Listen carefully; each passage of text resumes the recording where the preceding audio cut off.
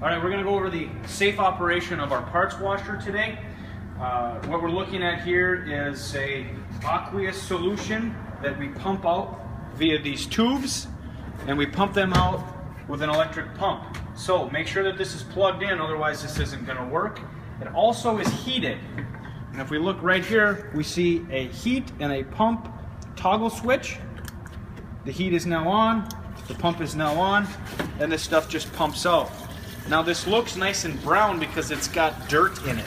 However, it's still perfectly good stuff. It cuts grease like crazy, super awesome.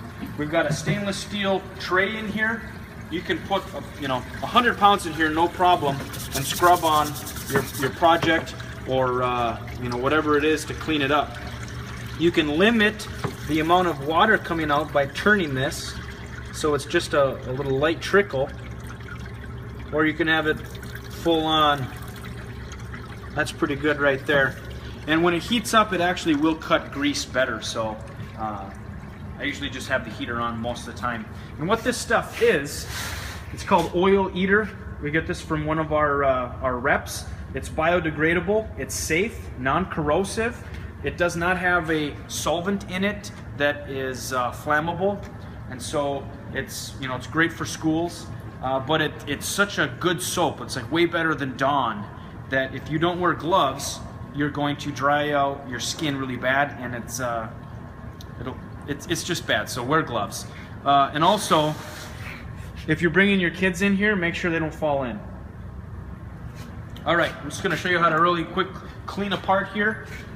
Even like where we've welded here, where there's a little bit of soot and smoke, some weld residue, we can take our parts cleaner and clean this up and get it ready for painting, because paint's not going to stick to an oily surface. And this is just really good stuff.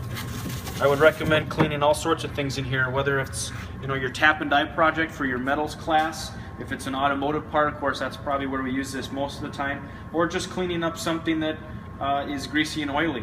And the nice thing about it, it's water and soap.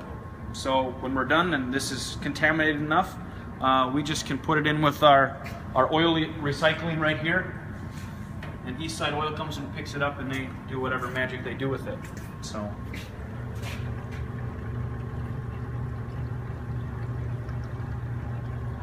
Make sure you're wearing safety glasses. And again, it's talking about the skin irritant. So make sure you're having something on your hands as well.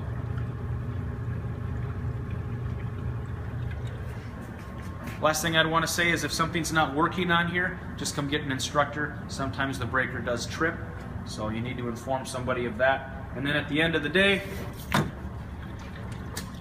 shut everything down, shut both of them down, and shut the lid on this.